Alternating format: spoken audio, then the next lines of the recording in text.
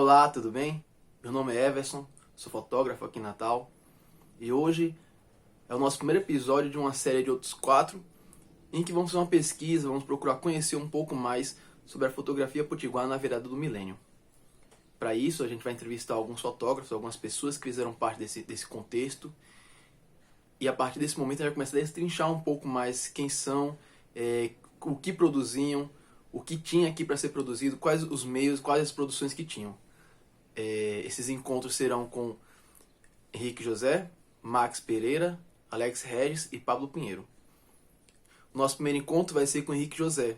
Ele que é fotógrafo, educador, produtor cultural, tem uma vasta produção e um agitador cultural da fotografia aqui no nosso estado. A gente vai conversar com ele sobre a sua atuação não só como fotógrafo, mas também como professor de fotografia, como foi essa transição, como foi a transição para ele e o que ele traz de recorte desse período, dessa transição temporária aqui para o nosso estado. Meu nome é Henrique José Cosentino Fernandes, eu sou natural de Aracati, Ceará, mas eu moro em Natal desde 1987, então me considero natalense, né? E comecei na fotografia adolescente ainda, com 13, 14 anos eu já estava fotografando, então sempre gostei de fotografar. Então, a minha mãe é artista plástica, então eu comecei a fotografar porque ela precisava fazer estudo de cor dos trabalhos dela, ela pintava muito de rua, né? Levava o cavalete, colocava lá na rua e fazia os esboços, e ela precisava fazer o estudo de cores para depois finalizar os trabalhos, né? Então, eu pequeno, eu ia acompanhando ela e aí eu pegava a câmera, ela me dava a câmera para fazer as fotos que ela queria. E aí eu comecei a fazer as fotos que eu queria, né? E aí comecei a gostar da fotografia, comecei a me envolver com a fotografia. E aí, na época, isso é anos 80, então nos anos 80 eu fiz um curso de fotografia por correspondência, que era aqueles cursos pelo correio, né? E aí montei um laboratório preto e branco no meu banheiro, na minha casa. E foi como eu comecei com a fotografia. E aí, isso já no início dos anos 90, eu já estava trabalhando profissionalmente como repórter fotográfico, trabalhei na revista Riena Econômica, trabalhei no Diário Natal. E em meados dos anos 90, eu montei um laboratório preto e branco. Então, durante algum tempo, eu trabalhava como laboratorista para outros fotógrafos, né? Especializado em cópias fine art, ou seja, em impressões com uma qualidade mais técnica, no sentido de você queria uma foto para uma exposição ou para entregar para um cliente uma coisa com mais qualidade técnica. Então eu tinha um laboratório preto e branco especializado e atendia outros profissionais e produzia o meu material também, né? E foi assim que eu comecei na fotografia, no final dos anos 80 e ao longo dos anos 90, né? Eu fui trabalhar num grande jornal, foi no Diário Natal, foi minha experiência, assim, eu acho que 90 e, não lembro exatamente, no início dos anos 90, né? Então fui trabalhar na redação, então a redação era, vamos dizer assim, aquele local que você imaginava que tudo acontece ali, né? Um lugar mágico, e claro que a gente, quando se depara com a realidade da vida, das coisas, a gente tem algumas desilusões, né? Da parte... Às vezes aquelas coisas que a gente idealiza, que a gente imagina, não são bem a realidade.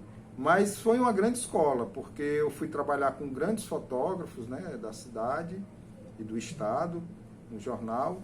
E o jornal ele tem o desafio diário de você conseguir produzir um material com... Na época eu pegava um rolo de filme, um Triste Span, 400 ISO, né, um filme com 36 fotos. E você tem que fazer 5 pautas do jornal. Então você tinha que pensar muito antes de fotografar. E na época, quando eu fui trabalhar no jornal, eu fui trabalhar com a câmera que ela não tinha um fotômetro que funcionava muito bem. Então, tecnicamente, você tinha que saber exatamente a luz que estava naquele momento, né? Então, assim, como eu já tinha uma prática, como eu já tinha um equipamento, então...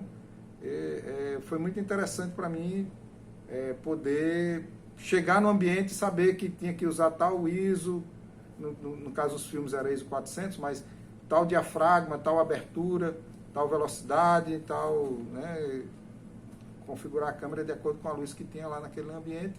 E o trabalho do fotojornalismo é muito legal, porque eu passei, por exemplo, muito tempo na página de polícia, porque quando a gente entra, a gente vai para a página de polícia, né? Mas foi uma experiência muito rica de acompanhar o dia a dia, de fotografar, enfim, a dinâmica da cidade. E depois eu fui cidades, política, cultura, né?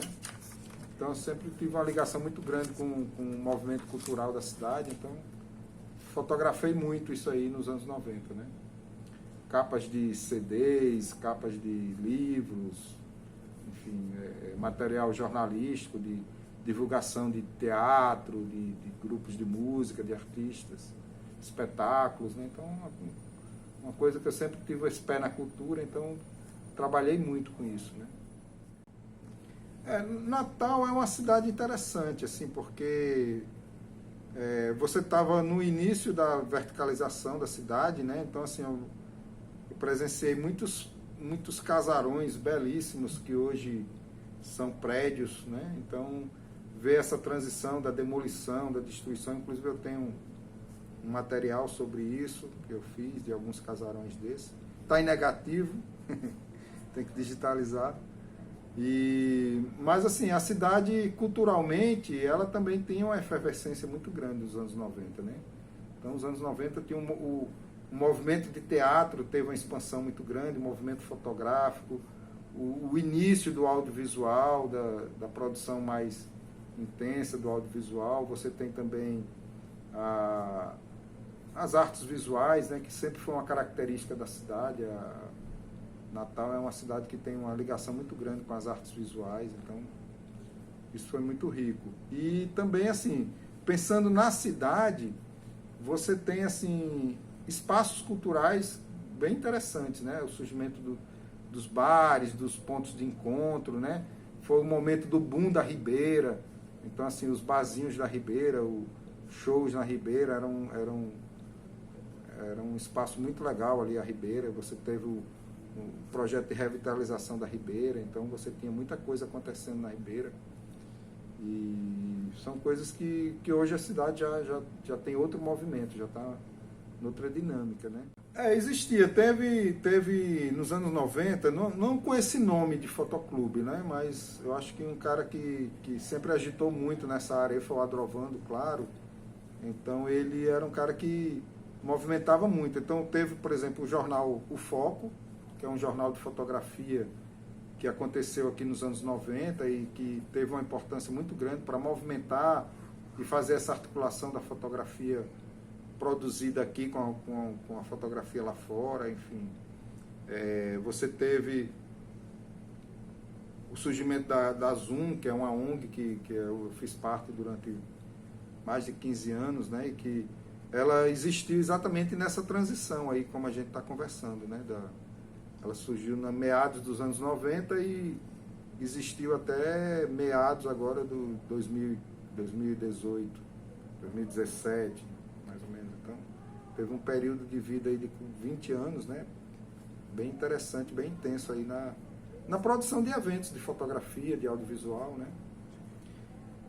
Então, assim, como esse nome Fotoclube, chegou a ter o Fotoclube aqui, mas a gente tinha, por exemplo, uma participação muito grande, pessoal do repórter fotográfico, no Sindicato dos Jornalistas.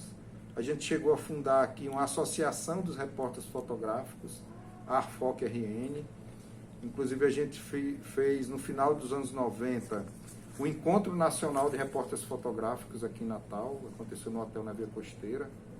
Inclusive a gente ajudou na produção desse evento. Se eu não me engano foi em 99, 1990. Ou foi em 98 ou foi em 99. Foi o Encontro Nacional dos Repórteres Fotográficos e Cinematográficos, porque na época a gente tinha uma entidade nacional chamada ARFOC Brasil, que era uma entidade a nível nacional que reunia os repórteres fotográficos e cinematográficos do Brasil. E cada estado, mais ou menos, tinha sua ARFOC, né? E aqui a gente, durante muitos anos, teve a comissão de imagem dentro do Sindicato de Jornalistas. Aí, num outro momento, a gente chegou a fundar a Arfoc RN, e que participava dessa Arfoc Brasil, né? Inclusive, a gente, por conta dessas articulações, a gente chegou a fazer esse encontro aqui em Natal. Foi num hotel na Via Costeira, eu não lembro agora o nome do hotel. Mas foi um evento que reuniu mais de 100 fotógrafos do Brasil todo nessa área de fotojornalismo, né? Foi um evento bem interessante. Só que esse movimento das Arfocs, ele foi meio que se desarticulando, né? Foi meio que os sindicatos de jornalistas, enfim, deu uma desarticulada nisso aí também, a FENAGE na época, né? E hoje a gente tem a Rede Brasileira, né, de Produtores Culturais da Fotografia, que é uma das entidades nacionais que congrega esse movimento da fotografia, né? Mas nessa transição foi muito isso. Inclusive a Arfoc do Rio é uma entidade atuante até hoje, né? A Associação dos Repórteres Fotográficos e Cinematográficos do Rio de Janeiro, a Arfoc do Rio. Inclusive, durante muito tempo eles publicaram um jornalzinho de fotografia que era muito bem visto e sempre divulgava muitas notícias da área de fotojornalismo, da fotografia, de concursos fotográficos, né? Então, tinha uma atuação muito grande. A Arfoc São Paulo também. Eu era dessa diretoria nacional da Arfoc Brasil. Quem foi presidente da Arfoc RN foi Marcelo Saião, que é um repórter fotográfico do Rio, que até ele morreu ano passado. Ele lá no Rio, ele era diretor de uma dessas agências de fotografia. Eu acho que é a AFP, né? Não tem essa agência, né? A AFP que tem. A AFP, ele era diretor da AFP, Marcelo Saião. Ele morava aqui em Natal na época. Ele foi o primeiro presidente que a gente teve da FOC RN e era da diretoria nacional da FOC Brasil, eu e ele. Era muito legal, porque assim, você saía para fazer uma pauta e você encontrava o pessoal da tribuna, encontrava o pessoal dos outros jornais, né? E a gente era todo mundo amigo, todo mundo se conhecia, mas ficava aquela briga, né, para ver quem botava a foto da capa, né? Tanto tinha a briga interna no jornal, entre os fotógrafos do jornal. Na época que eu trabalhava no diário, eu acho que eram 8, 10 fotógrafos, né? Então tinha a briga interna para ver quem botava a capa, e tinha a briga com os outros jornais, ver quem da capa, quem era a melhor capa, né? Então, assim, na época eu trabalhei com os grandes fotógrafos e era muito legal ver, por exemplo, Eduardo Maia, que é um cara que tem um trabalho muito legal, e sempre ganhava pela criatividade, né? Tem Moraes Neto, que era outro fotógrafo que eu trabalhava também. Tem muita história, né? Porque, por exemplo, eu quando eu fui trabalhar no diário, então me botaram lá na editoria de polícia, porque era uma editoria que você tinha o trabalho mais ralado, você tinha que fazer na época a gente tinha os plantões de final de semana, e geralmente o plantão era você seguir o carro do ITEP. Então a gente ficava às vezes no carro do jornal. Saía normalmente o jornalista, o fotógrafo e o motorista no carro, né? Então o plantão, basicamente, você ficava, às vezes a gente ficava em casa, aguardando alguma emergência, aí o carro ia pegar a gente lá, ou a gente ficava lá no carro do jornal esperando o carro do ITEP sair, seguindo o carro do ITEP, né? Então, quando você ia seguindo o carro do ITEP, coisa boa não era, né? Então você fotografava situações assim, bem barra pesada, né, vamos dizer assim. E na época, assim, o jornal vendia muito, tinha que espremer o sangue, né? Então tem muito folclore de casos que aconteceram assim, eu não vou citar nomes, né, mas às vezes você tem que fazer algumas criatividades para poder conseguir enquadrar a situação. Então, mexer na cena do crime para melhorar o enquadramento e coisas assim, o pessoal fazia direto. E assim, né? Então, assim, tem um repórter, que eu não vou também citar o nome, né? Sábado de manhã, o nosso roteiro, geralmente todo dia de manhã, mas principalmente no sábado de manhã, pegava o carro do jornal e aí o repórter ia lá na funerária pegar a comissão dele. Porque quando acontecia algum crime, tinha um convênio com a funerária. Então, como a gente estava seguindo o carro do Itepa, ele passava o contato, né, do cara da funerária, o cara vendia o caixão e ele ganhava a comissão. Na área do fotojornalismo, você tem Ivanísio Ramos, né, você tem Moraes Neto, Eduardo Maia, você tem Ana Potiguar, Canindé Soares. Eu estou lembrando desses nomes assim, mas tem mais gente, né? Tem o Richardson Santana.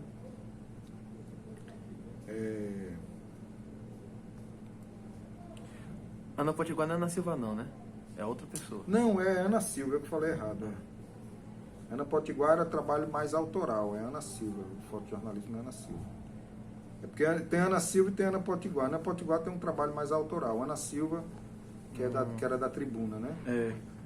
Mas depois aí tem o Marcelo Saião, que depois foi morar no Rio, tem...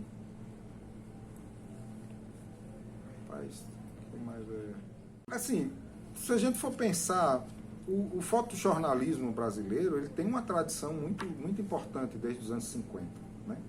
Então eu diria que a maior escola da fotografia brasileira foi o fotojornalismo. Então você tem desde a revista Cruzeiro, né, você tem o Evandro Teixeira, os caras que fotografaram durante a ditadura militar. Então você tinha no fotojornalismo essa escola, essa tradição de você contar histórias usando a ironia, usando o texto visual de uma forma não explícita.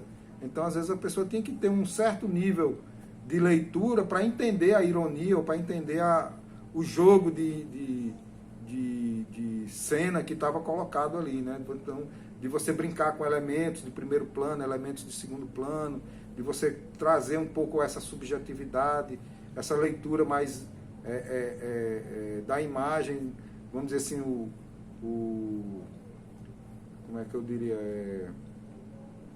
Não estou encontrando a palavra aqui. Deixa eu pensar melhor aqui.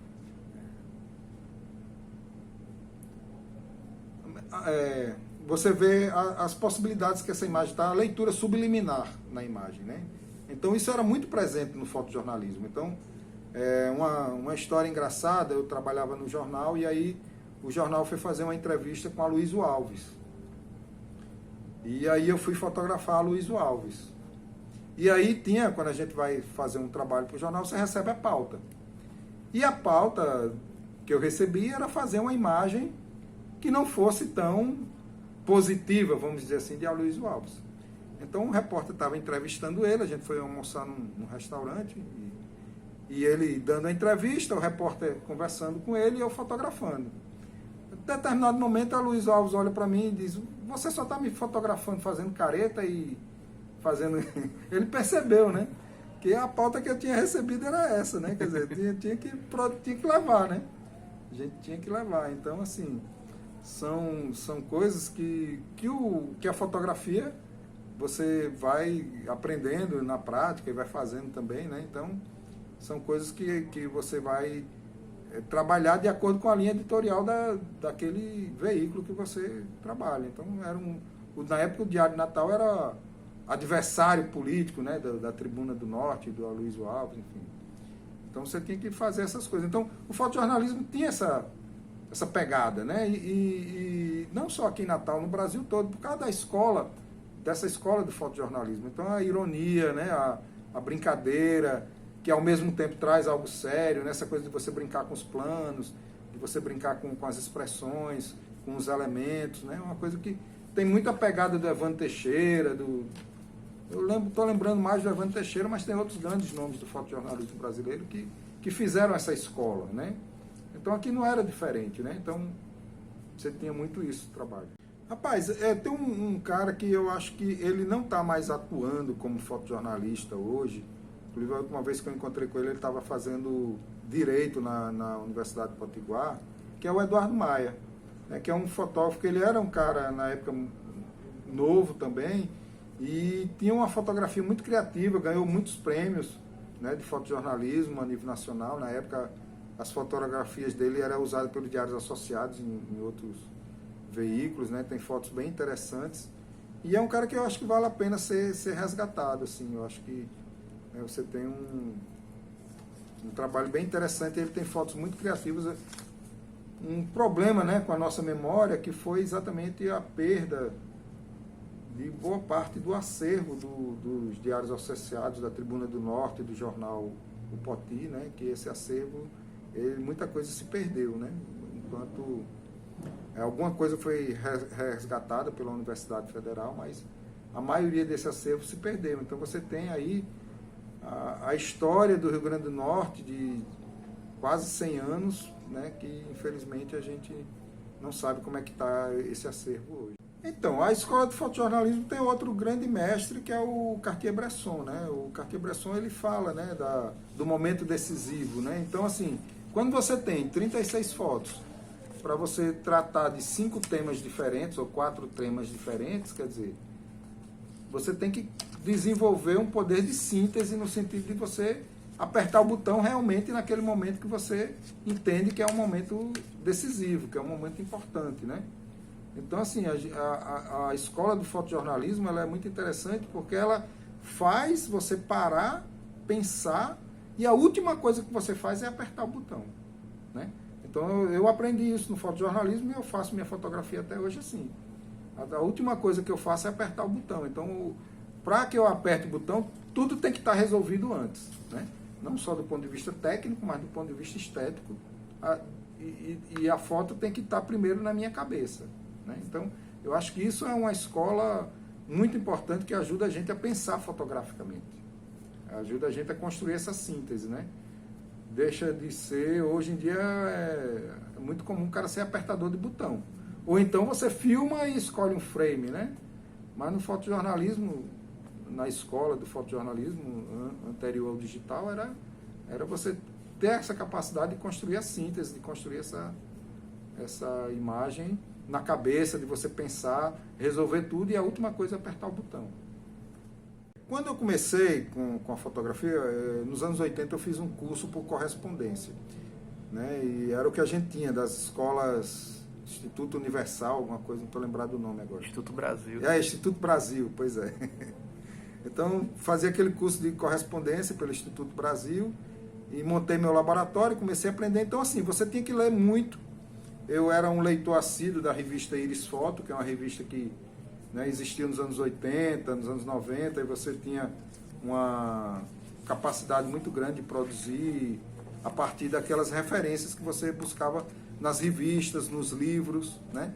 Você trocava a informação com os colegas, então a gente, quando saía para fotografar, tinha que sair com a caderneta anotando qual foi o diafragma, qual foi a velocidade que eu usei naquela situação. Então, depois que eu ia revelar, que eu ia ver a imagem, e aí eu ia fazer o meu estudo comparativo. Então, o processo de ensino e de aprendizagem era muito mais lento do ponto de vista, né?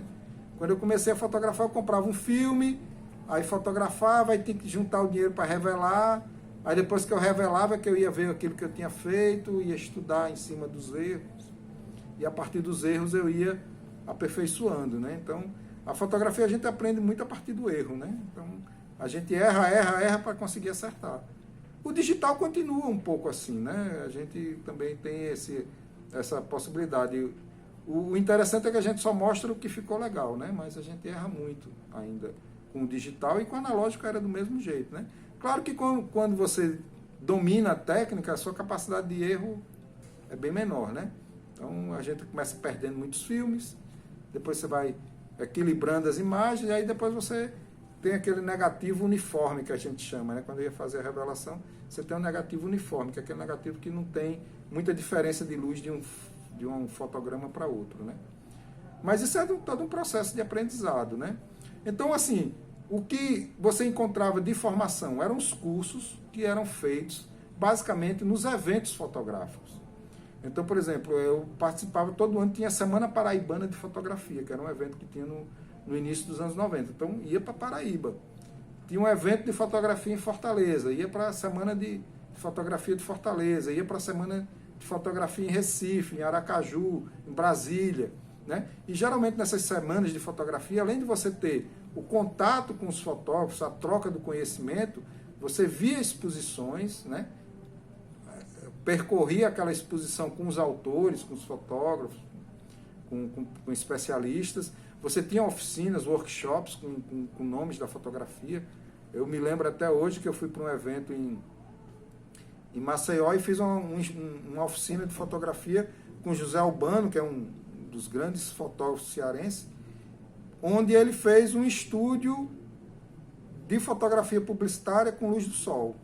Fantástico, cara, fantástico. O estúdio dele, ele não usava luz artificial, só usava luz do sol e brincava com espelho, com luz refletida, com refração, com umas doideiras lá que a Albano fazia, né? Com luz rebatida, com suavizador, enfim. E aí você fazia fotos fantásticas usando a luz do sol, né? Que é a grande riqueza que a gente tem aqui no Nordeste, né? É luz. Esses eventos de fotografia era muito comum, você levava a sua exposição, né? Então geralmente a gente era convidado para fazer, por exemplo, oficinas de leitura de portfólio, onde a gente pegava aqueles fotógrafos iniciantes que estavam, né? Então você ia vendo o material do cara, comentando, então juntava uma banca, 3, 4 fotógrafos, o cara ia ser sabatinado ali pela gente, né? Então primeiro eu fui levando meu material para ser sabatinado, e depois nos eventos, aí fui levar a minha exposição, aí fui fazer oficinas, né? Então assim, é um processo natural nesses eventos, você vai, né, entrando e vai participando. Então comecei a fazer as oficinas de fotografia, e aí depois eu comecei a ministrar oficinas de fotografia aqui na cidade. Então, em vários locais a gente oferecia, e geralmente a gente trazia colegas de fora para fazer oficinas. A gente fez um projeto muito legal, né, aí já com a Zoom criada, né, que era o Projeto Natal de Fotografia, que foi um projeto de intercâmbio, que a gente trouxe fotógrafos, a gente trazia fotógrafos de fora, e esses fotógrafos de fora vinham, faziam um workshop aqui na cidade e traziam a exposição deles. E também era feita a exposição de um fotógrafo da cidade junto com ele, né? Então essas exposições eram na Capitania das Artes, e a gente fazia os workshops. Então foi um processo de intercâmbio muito legal que a gente fez nesse projeto. E era assim que a gente ia. Então a gente ia dar oficina fora, trazia a galera para dar oficina aqui, e começou a circular. Eu começava a fazer projetos sociais. A gente trabalhou durante muito tempo também com projetos sociais, usando a fotografia como ferramenta de construção da cidadania, de construção da identidade, né, de fazer o jovem da periferia olhar para a sua comunidade, olhar para a sua realidade, tanto a sua realidade familiar, como a sua realidade comunitária, mas também a sua realidade subjetiva. E a fotografia é um instrumento para isso, como é a música, como é a poesia, como é a literatura, como é o audiovisual, enfim.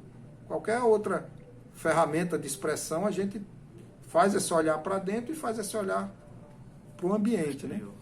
Então, durante muito tempo a gente trabalhou nesses projetos sociais usando a fotografia. Eu viajei, enfim, para vários lugares do Brasil, do Nordeste e aqui do estado, fazendo esses trabalhos de oficinas de fotografia. Depois eu entrei para ser professor na Universidade de Potiguar, onde eu fui professor de fotografia durante 10 anos, lá na UNP, né? Não, o que a gente fazia periodicamente eram essas oficinas e workshops, né?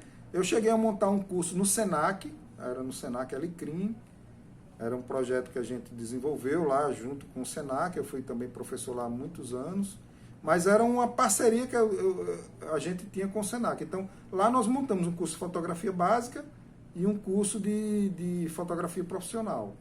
E depois a UNP abriu o curso de fotografia, né, como graduação. O perfil sempre foi muito variado nesses workshops, né?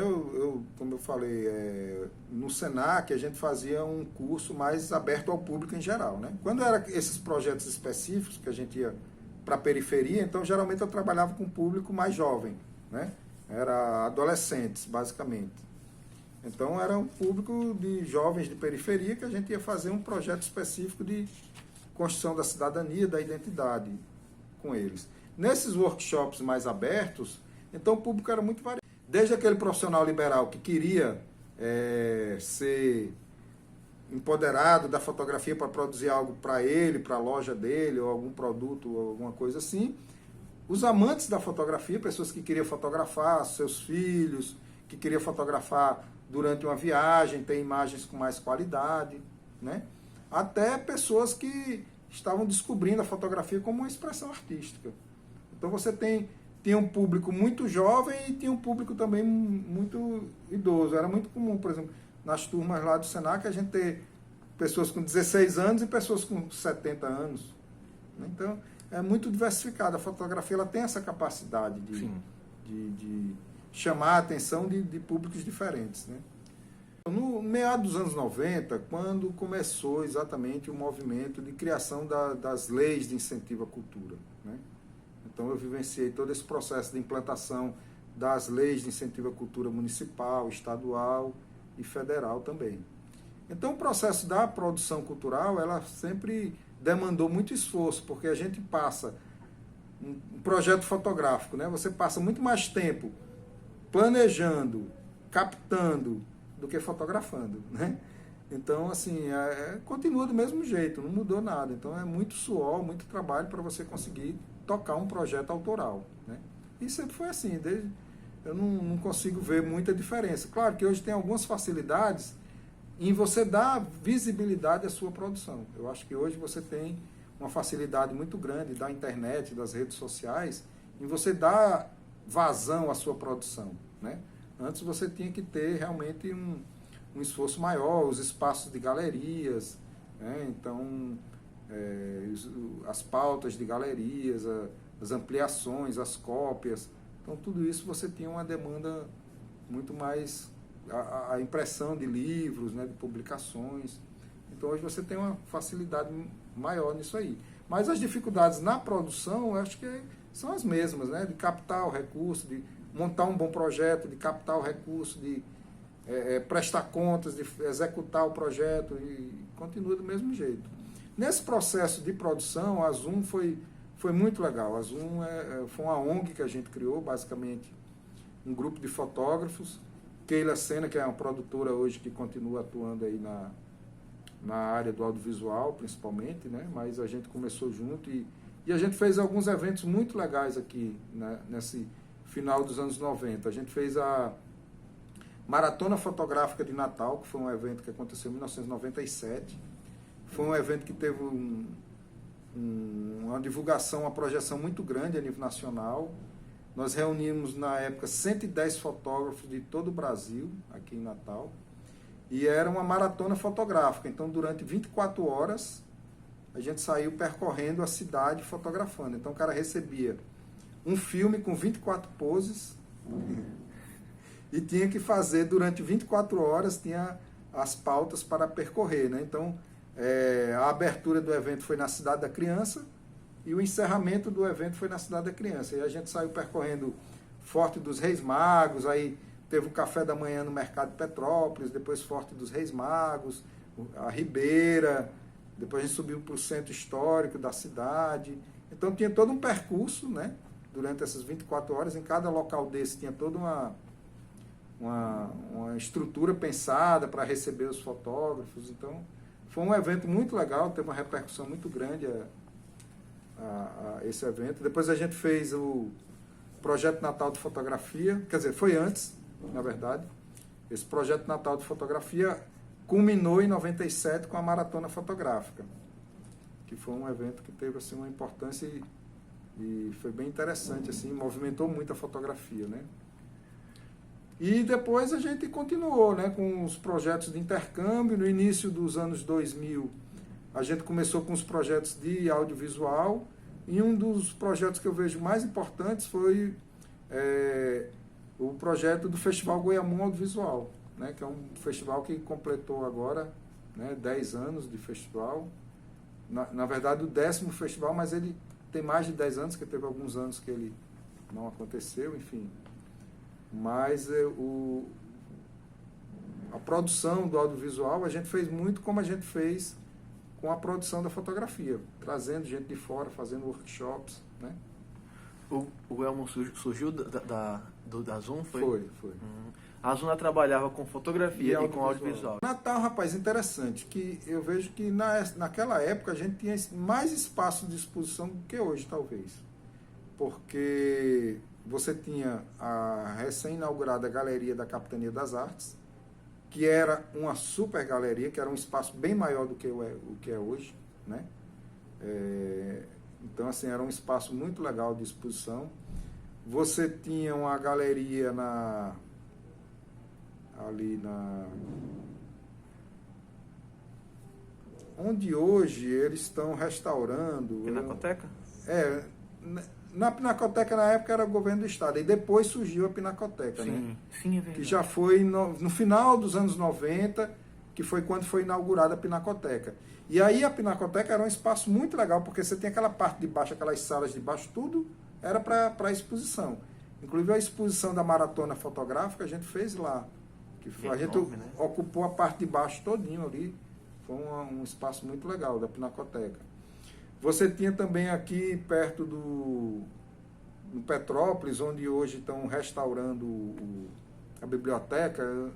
Biblioteca Câmara Cascudo? A Biblioteca Câmara Cascudo tinha um espaço de galeria. Aí você tem a galeria da Convivarte, lá na UFRN, que na época ela era mais aberto ao público natalense, né? Não é uma coisa... Hoje está muito fechado para o público da própria universidade, né? Na época era mais aberto. Você tinha alguns espaços alternativos. Então, muitos barzinhos, muitos espaços assim, eles funcionavam com espaço de exposição também. Na Ribeira, a gente fez várias exposições na Ribeira, onde você tinha exposições, exibições, projeções de slides, né? Então, tinha coisas muito legais. A gente tem uma lembrança de um evento muito legal que a gente fez, que foi junto com o pessoal do Cineclube Tirol, que era um cineclube que tinha na época, que eles faziam projeções de filmes no antigo Cinema Nordeste, ali na cidade. Sim. E aí, antes da exibição dos filmes, a gente fazia projeção de fotos. Era muito legal. Era... Slides. Slide, né? Tipo, o Chrome, né? Cromo, A gente fazia... Eu fiz várias projeções lá. Antes de filme, a gente juntava o trabalho de um fotógrafo, de outro, fazia exibição. E já era um espaço de difusão. Você tem pouca publicação nos anos 90, né? Porque, assim, esse livro mesmo, Colagens, é um livro que eu lancei de forma colaborativa. Os amigos compraram exemplares, viabilizaram a impressão. Tive uma ajuda da própria gráfica, né? Na época o RN Econômico e outras empresas, enfim. Foi meio que no trabalho solidário, né? De amigos e de colaboradores. Então, assim, você tem publicações muito pontuais, né? Eu estou falando de livros, né? Sim. Aí tem o jornal O Foco, que tem uma periodicidade, que foi um jornalzinho importante para dar essa visibilidade. E você tem muita coisa de publicação de cartão postal, né? Então, na época, o cartão postal ele tinha uma saída muito grande, uma demanda muito grande, então você tinha essa dinâmica da publicação. Mas a publicação sempre foi uma coisa muito difícil, né? Mesmo hoje a gente tem já uma produção com a consistência maior, né, de fanzines, né, de publicações alternativas, de você ter essa possibilidade, que na época você tinha também, mas hoje você dá um potencial a mais, porque você tem um meio eletrônico, né? Então você faz um PDF, você faz um e-book, então você consegue atingir um público maior, você consegue ampliar mais a sua produção, você não precisa ficar restrito ao impresso, né? Eu sei que tem um livro de Giovanni Sérgio sobre o Rio Potengi, é um livro inclusive muito bonito. Ele e uma outra jornalista que faz os textos, ele faz as fotografias. Potengi, um rio em preto e branco, se eu não me engano. E você tem Chiriboga, eu não sei se ele já estava publicando coisa nos anos 90 ou só nos anos 2000, né? Fernando Chiriboga, que aí tem vários livros publicados, né? Canidé Soares, mas eu acho que essa galera é mais recente. Mais recente, né? Naquele período... Eu lembro basicamente, tem esse meu livro, tem esse de Giovanni Sérgio, eu não estou lembrado mais algum livro agora. Então, eu posso falar um pouco da minha realidade, assim, né? Eu sempre tive um pé no fotojornalismo, né? Mas sempre tive um pé na fotografia autoral também. A minha ligação com a fotografia autoral vem também da minha ligação com as artes visuais. E Natal, ela, como eu falei, ela tem uma tradição muito grande nas artes visuais, mais especificamente num movimento chamado de poesia visual, né? Então, o poema Processo, poesia concreta, né? O movimento concretista, o movimento da poesia concreta, o movimento da poesia visual, que chama, né? O movimento da arte correio, arte postal. Então, o Natal fazia parte do circuito nacional e internacional de artes visuais ligado a esses movimentos, né? O Poema Processo, que é um movimento que iniciou aqui no Rio Grande do Norte, no Rio de Janeiro, enfim. Então, a minha ligação com as artes visuais, com a poética visual, me fez também, e a minha ligação com a fotografia, me fez também sempre buscar interferir na imagem, né? Então, eu sempre tinha uma vontade muito grande de brincar esteticamente com os símbolos, com as representações, com as iconografias. E a fotografia e o processo químico, ele tinha suas limitações. E eu sempre busquei, inclusive na minha prática de laboratório, fazer muita intervenção, né? Então, foi interessante para mim, porque eu sempre, desde a minha adolescência, gostava de fotografia e sempre fotografei. Mas eu também sempre gostei de informática, de computadores, de eletrônica. E foi muito saudável para mim, foi muito alegre eu poder juntar essas duas coisas, né? Que é a coisa da arte digital, da fotografia digital. Então, para mim, foi muito legal quando eu pude não só brincar com a imagem na hora do clique, ou na hora da revelação, ou na manipulação analógica, né? De cortar, de montar, de brincar, quando eu pude começar a fazer isso no computador, né? E imprimir esses resultados. É tanto que esse livro Colagens é um trabalho de experimentação que eu lancei em 94 para 95, exatamente fazendo essa conexão da fotografia com a poesia visual. Depois eu tenho uma outra exposição que eu fiz, que é só com fotografias digitais, chamado Ovo de Eva, que foi um trabalho basicamente digital. E é interessante porque nessa época os colegas fotógrafos tinham um preconceito muito grande. Eu lembro que a gente fazia, sempre na 19 de agosto, que é o dia da fotografia, era muito comum aqui em Natal a gente fazer uma exposição de varal. Então a gente ou ia ali para o centro da cidade, para a Praça Kennedy ali, ou pegava uma galeria e cada um chegava lá com sua foto, a gente montava o varal, fazia aquela comemoração do dia da fotografia. E aí um dia eu cheguei com minhas fotos impressas numa impressora Epson, impressa em papel, né? Não era papel fotográfico. E aí alguns colegas me questionaram, isso não é fotografia. Eu disse, como não é fotografia? Como não é fotografia? São imagens que eu produzi, manipulei no computador e imprimi, né?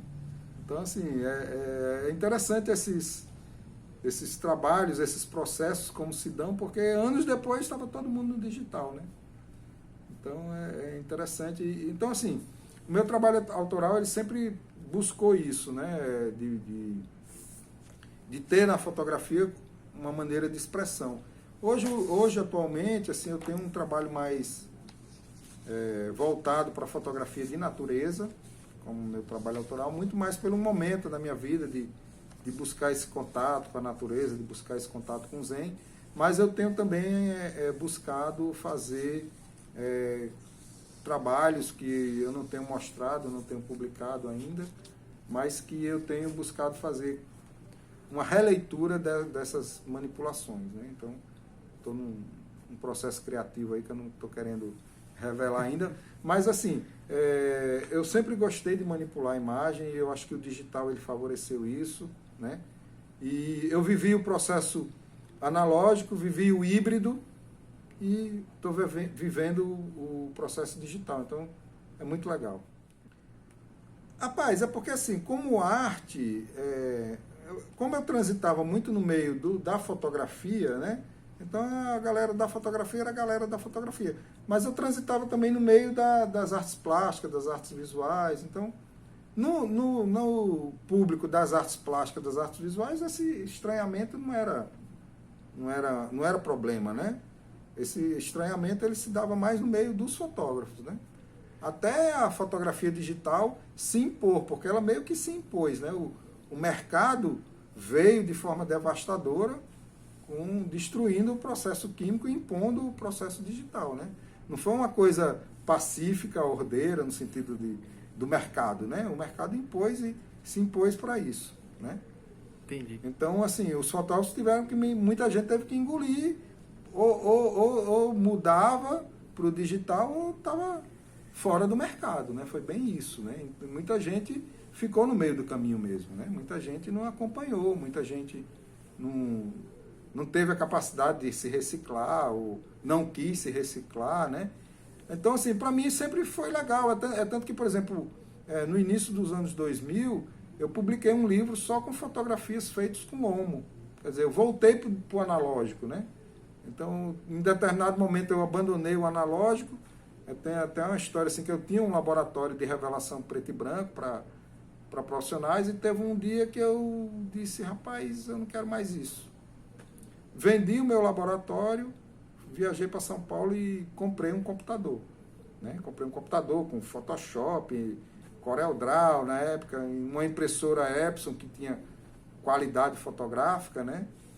Enfim, e comecei a digitalizar, levei um monte de slide de negativo lá para São Paulo, digitalizei um monte de coisa, vim para cá com isso. Então, assim, eu aderi ao digital, né? E depois, anos depois, eu fiz uma releitura, né? Comprei minha lomo, fiz um material com lomo, viajei, fiz uma publicação de um livro com lomo, e até hoje eu tenho lá meus equipamentos de laboratório de experimentação. Eu estou com um trabalho de experimentação inédito aí que eu fiz com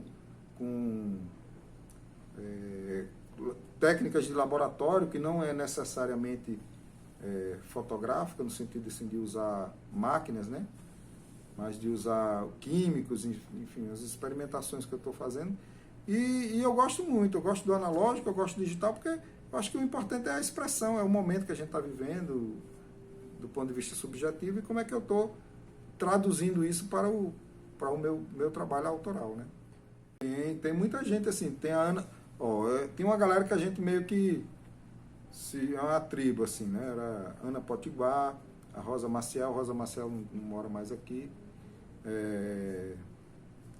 tinha o pessoal do jornal Foco, né? O Adrovando, o Canindé, o Fernando Pereira, Adrovando Claro. Então, assim, o Max Pereira, que era um cara que sempre brincou também com a fotografia, com essa coisa da experimentação, das linguagens, da expressão, né? Tem outros nomes, né? Estou lembrando agora basicamente esse. Então, tem um movimento da fotografia que eu diria assim, que ele acontece e se recicla, né? Então você tem uma galera dos anos 80, aí tem a galera dos anos 90, tem a galera da virada do século, tem essa nova geração que está chegando agora, né? E eu vejo como muito importante essa possibilidade da gente fazer essas conexões, da gente resgatar essa história, de a gente se encontrar cada vez mais, né? De conhecer a produção do outro. Eu acho que isso é muito rico, isso sempre fortalece quem já está e quem está chegando. É uma coisa que fortalece mutuamente. A transição do analógico para digital eu vivi um pouco no Diário Natal, por exemplo, quando eu estava trabalhando lá no jornal, os caras estavam fazendo essa transição dos equipamentos, né? Porque você tem que ter tanto os equipamentos de impressão, né? Você muda os equipamentos de impressão, você muda também os equipamentos de tratamento da foto, né? Então, de diagramação do jornal. Então, as primeiras fotos preto e branco, ou melhor dizendo, as primeiras fotos coloridas publicadas lá no Diário Natal, a gente acompanhava de perto, assim, né? Os primeiros testes de impressão do jornal com foto colorida, isso em meados dos anos 90. Eu, particularmente, vivi um pouco essa transição, porque trabalhava no jornal, tinha o meu trabalho autoral, como eu falei, eu tinha o laboratório, e depois eu comprei um computador, quis fazer o processo digital. A minha câmera analógica, fiz uma transição para uma câmera digital, então era muito legal você pegar, por exemplo, aquela Mavic, que era um disquete, né? Que você tem um amigo que tinha uma Mavic, eu pegava com ele, experimentava, testava, jogava lá no computador.